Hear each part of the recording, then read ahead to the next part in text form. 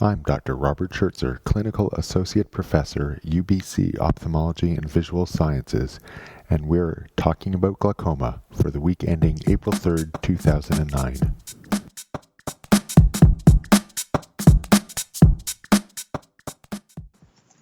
Hi, today we're talking with Michael Coote, who is the Clinical Director of the Royal Victoria Eye and Ear Hospital and consultant in the Glaucoma Division.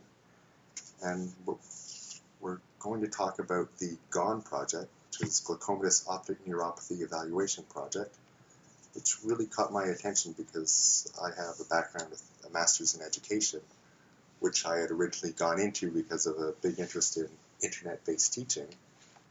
And there you are doing that sort of thing. You should have told me that before the interview. Now I'm really going to nail you here. So welcome. Thank you. And can you tell our listeners more about the GONE project? It derived from work we did in the clinic, being clear that clinics environments are difficult places to teach and there's a lot of patients, and feedback for our trainees was not often immediate or perhaps in detail enough for them to learn the skill of optic nerve evaluation as well as we'd hoped. So we developed first a PowerPoint presentation of discs, optic discs of the area that gets affected by glaucoma. And we found that seeing a lot of these discs in a row made people better if they just kept looking at certain characteristics and became systematic and methodical about how they reported them. Consequent to that, we have then refined that and refined the questions that we ask, and now we've made that internet-based. We found that there were discs that registrars, even quite junior registrars, could do quite well, registrars, trainees in your parlance, and they had clearly defined margins and clearly defined characteristics which could be taught relatively easily. What happened in the course of this was we found characteristics in discs that made them harder, and they had a much bigger spread in the results until such times there were some that registrars didn't get at all, in spite of the fact that they were clearly glaucomatous. We characterised those. Unfortunately, it's like the Tolstoy happy family. There are lots of reasons why you muck it up. There's only a few reasons why you get it right, at least to start with. So, of the things that certainly affected registrars' ability to pick them up, and sometimes consultants, was a relatively shallow cup. We certainly take a lot of interest in the depth of the cup in clinical practice, potentially more than its importance really is. Certainly when we put this on the net as somewhat of an aside, the first thing people asked us for was a stereo version, which really the only value is to tell the depth of the cup. The depth of the cup is valuable, but my argument to that is that in many times we have to look at discs through undilated pupils. We get, if not full stereo, certainly only very partial stereo, perhaps even mono in those circumstances. And it's important that we can differentiate depth or cup parameters with really monocular cues, I think. So sometimes we are stuck where the direct ophthalmoscope will give us the better magnification. Yeah. So I think we recognise that unfortunately we live in an imperfect world, and sometimes you have to do that. So we found that there were shallow cups. We found that there were areas where there was issues of colour and contour, and I know those terms are somewhat old-fashioned, but where colour and contour didn't kind of quite meet, and where you had to follow a vessel really to see the contour properly, and you missed. We characterised errors in people's assessment in terms of the outside of the disc and the inside of the disc. So they either missed the outside stuff, so they just didn't get the scleral ring in the right place, misinterpreted peripulary atrophy, or perhaps didn't quite understand where the tilt was, or the part of the ring got buried in particularly in tilted cases. They also sometimes had problems in determining, particularly where there was a sloping lamina cribrosa or there was an area which notched without a lot of evidence, that was often missed without, and they needed to increase the level of scrutiny. those things and know what to look for. They did quite well on things like disc hemorrhage, though we had the number of disc hemorrhages we had in the series was relatively small, and I suspect that if we went for more subtle disc hemorrhages, a number of them would be missed. And some of those capturing your blood vessel head on could be mistaken for disc hemorrhage. Yeah. Well, positive and negative errors in that regard.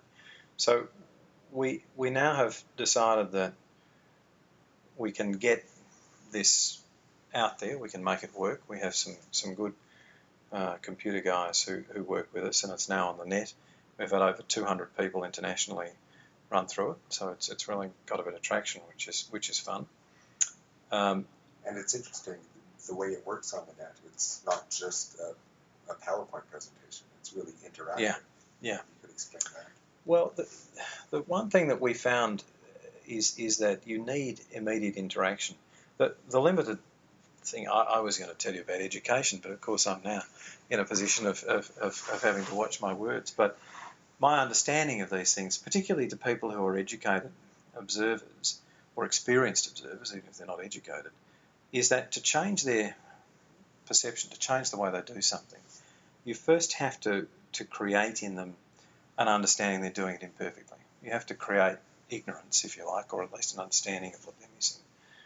So we deliberately chose, out of 2,500 discs that I had of reasonable quality, chose 42 that, some of which were quite challenging. And the aim was really to create in the person running the test, going through the test, a sense that perhaps they didn't actually know everything. You know, that they actually, we opened a hole of ignorance that we hope to fill with some information. Unfortunately, with this being internet-based, people are getting to do this in the comfort of their own homes. In the privacy of their own homes. That's exactly. Some staff consultants. Well, that's exactly right. And also they have to do a lot of them. So some of it becomes it becomes a system. One of the things we found with our registrars, I think as I mentioned before, is that just by doing a lot, in sport I think the statement is that hard work makes up for lack of talent. I think if you just keep practicing, you end up getting good at it. And in fact, I think what differentiates glaucoma doctors in disc analysis from non-glaucoma doctors is, one, we've seen a lot, but two, we've had the opportunity to have a lot of feedback on it. You know, when I was training, I was involved in the glaucoma inheritance study, which was, you know, we found the first gene, the GLC1A, and we had to trawl through 5,000 disc photographs with 3 masked observers to it all, and we had to be within 0.1. We had to all be right, and I think just the volume of doing that makes you better. And I don't think I have any particular innate skill. I think it's just that I've seen thousands of photographs and seen now thousands of patients, and I think that makes you better at it. I think there are people who have seen a lot of patients but haven't had a lot of feedback, and so the instantaneous feedback ended up being a very critical part of the learning process. More than just yes or no, the instantaneous feedback had to be also about what component were errors. So we've asked people effectively 10 questions in the GON project. 4 is around the outside, so it's disc size, it's peripapillary atrophy, its shape, its tilt. There's inside things, also so-called inside things, cup disc ratio, depth. There are 2 confirmatory factors, which is nerve fibre layer and hemorrhage, and then there's really one, which is the golden question: how likely do you think this disc is of glaucoma, in the absence of having any other information, which we realise is a completely artificial environment. But if you accept, but a very important exercise to get good at looking at the disc. If you accept that half of people with glaucoma are undiagnosed, I think that statistic is reasonably valid. If you accept that half of people present with normal pressures, that means people will walk into your office for blepharitis, for whatever else, be quite unaware that they have this disease, and the only piece of information you will get that will be positive will be to look at their disc, and usually in an undilated setting. So we have to improve the screening, ophthalmologists and optometrists, at least in our country, to pick this up without the use of HRTs, without the use of machinery, without the use of a whole lot of other things. So it was really a public health initiative. One of the people we have working with us now is a lady called Lani Guria, who's from Mexico City. She is absolutely terrific, and she has a strong desire to get into teaching in the Mexico teaching system. And the other person we work with at the moment is George Kong, who's a PhD student in Jonathan Croston's lab, who is a great computer guy who just loves putting it all together. And now, what sort of feedback does the trainee get when they go through these images on the web? Well, there are two forms of feedback, and we're in a little bit of a transition phase. The first form of feedback was kind of yes or no. Did you get it right? We recognise that all of these patients are my patients. I know them well, and I can tell you whether they have or don't have glaucoma. But that isn't quite the question, really. In other words, we have wrestled with this question of whether or not we should know the answer and therefore say you have done it correctly or incorrectly, or take the aggregate of people who are highly educated in the area. So we have 25 glaucoma specialists who've gone through it, and say this is what they said. And I think that we'll probably run to an aggregate a little bit of the two. So I think what we have at the moment and what feedback trainees get when they go through the process, or consultants get through, is a comparator to that group of glaucoma specialists who have given their opinion on all 10 characteristics. And I think both are valid. It may be that I know the patient clinically has glaucoma, but it doesn't, that may not, particularly if it's pre-parametric, may not necessarily be reflected in the disc examination. I think both of them have validity. I think if the patient has a disc, a subtle disc change and has a field defect, that's something we'll certainly bring to the attention. And then we're in the process of giving feedback to the glaucoma consultants, obviously very gently, on those discs that may have been more contentious, may have had a greater spread, and offering them some more information about the patient, and perhaps asking them to reevaluate what they've found. So it's a process. It's not it's a labour of love. It's quite time consuming, and I think, well, if you were to try to do something, I suppose, that reduced the amount of preventable blindness in the world, you'd be able to go somewhere and work where there's high levels of blindness, and perhaps offer your personal services is one thing, but to be able to educate in a free and an interactive and meaningful way, I think is may well be quite an advantage. So I hope we can potentially educate thousands of people around the world. Yeah, and if we can just improve and it, they'll all be helping people. Yeah, so it's we hope that it will kind of, people will come to us with sort of ideas, or come to me with ideas and say, oh look, and Jamie Brandt, whom I caught up with at the meeting, has had this thing that he wanted to do for years, and Jonathan Croston has decided that he really wants to have a look at the difference between inherited optic neuropathies and glaucomatous optic neuropathy in masked fashion. I think that they're all great things, and they're all going to be in there, and so it's certainly a project that I think will blossom with time. But well, speaking of that, just before the show, you were mentioning the Gone 2.0, the sort of feedback that will be provided with that. Yeah. Words about that? Gone 2.0 is aimed more squarely at trainees. It's not. We're pitching a little bit more clearly at certain levels.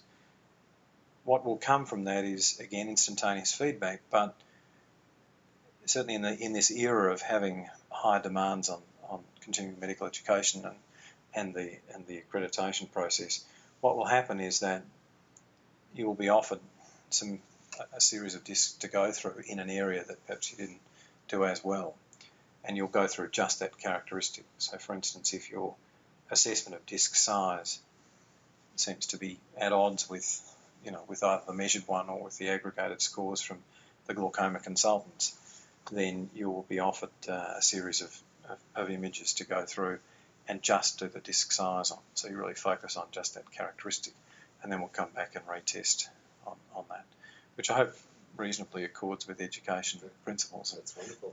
So that's the process at the moment. But there are lots of things you could do, and for instance, you could draw on discs, and you could get people to outline. I spoke to Claude Burgoyne at the meeting, and he's really very happy to because his work is so masterful and so engaging and so amazing that I think unless we combine some intimate understanding of the structure of an optic nerve from his work, then that's right. His work is really seminal. Three-dimensional analysis, yeah. And it's really helping to explain what we're looking at. Yeah. So I think that it would, and those sorts of things will add weight. So it's not exactly a Wikipedia idea, but it's kind of meant to be fairly open and collaborative, and that's certainly how we're running at the moment. That's great. So our listeners could access this at www.gone/project.com. Yeah, dash project actually. Yes. Yeah, GONE dash project PROJECT.com. Great. And run through it. Great. Good. Thank you so much for being here today. Talking About Glaucoma is produced twice each month by Dr. Robert Schertzer, Director of the West Coast Glaucoma Centre in Vancouver, British Columbia, and Clinical Associate Professor of Ophthalmology and Visual Sciences at the University of British Columbia. Please send comments or suggestions to podcast@iguy.org. That's podcast@iguy.org. Also, check out our website at westcoastglaucoma.com.